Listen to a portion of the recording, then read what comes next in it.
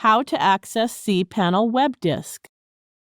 Log into your cPanel account and you will be on this page. Go to the Files section and click the Web Disk.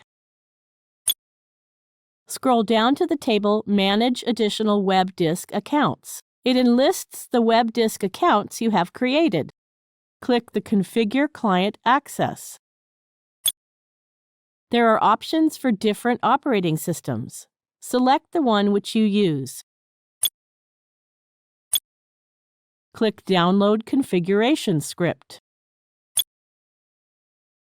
The browser takes some time to download the configuration script. Double-click the script to run it.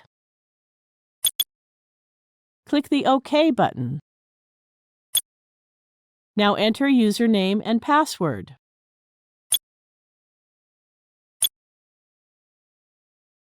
Click OK.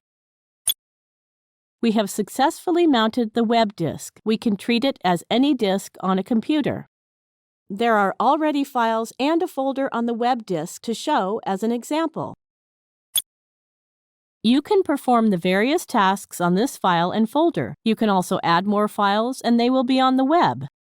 Now you know how to get access to cPanel Web Disk. Thank you for watching.